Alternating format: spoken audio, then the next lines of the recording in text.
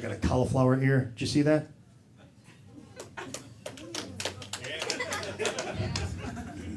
You guys are either wrestlers or you clap at people's deformities. Affliction, I guess. I don't know what it is. Yeah, I wrestled.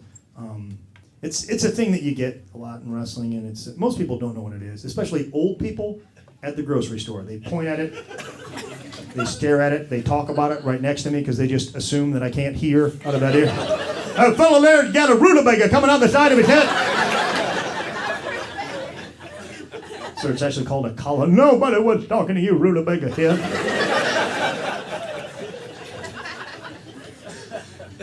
My dad was my high school coach. He still watches tapes of me wrestling in high school and critiques them. I told you I was 48. What were you doing in this match? Look at you. You're just laying there like a dead animal. What was wrong with you, son? I don't remember, Dad. I quit wrestling 26 years ago. You quit wrestling in the middle of this match. That's when you quit wrestling, son.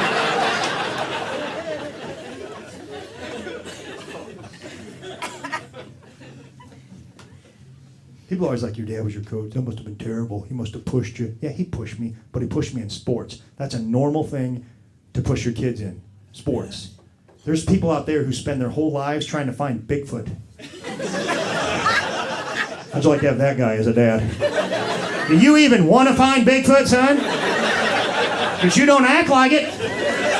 I hear you saying you want to find him, but you don't do anything about it, do you? You sleep till noon. Bigfoot doesn't get up at noon. He gets up at 4:14 in the morning. You don't have a tracking map? You lost your night goggles? What, you think he's going to show up one day out of nowhere? Knock, knock. Who's there? Not Bigfoot.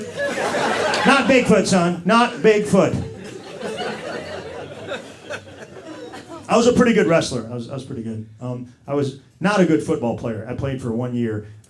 But I did get to meet my favorite guy in the world, the assistant high school football coach. And I think there's one at every school. The guy that's been there for like 50 years and he doesn't know anything about football. He has no purpose. He just interrupts the head coach during the pregame speech. You know that guy, the head coach will be like, all right, guys, bring it in. Listen up. For some of you seniors, this may be the last time you ever play football. So I suggest you go out there on that field and give it. Guys, we need to get those permission slips signed for the banquet. Because there's 89 of you boys and only 11 of you turn them in. That's not going to cut it, fellas. Now, I love you guys, but we are not going to have a banquet unless you get them turned in. That's all I got, Coach. Back to you. Thank you, Larry.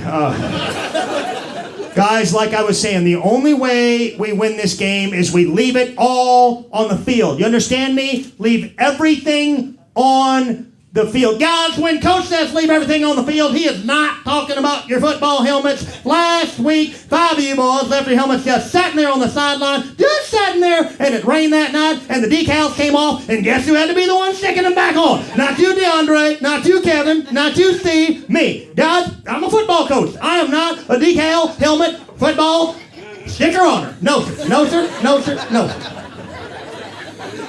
All yours, Coach. All right, Larry,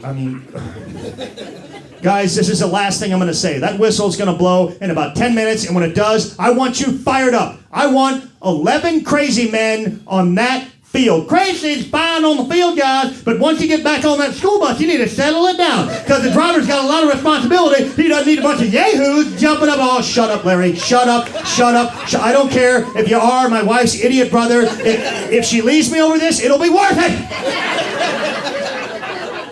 You guys see how upset Coach gets when you don't turn in those permission slips? I told you. I tried to tell you.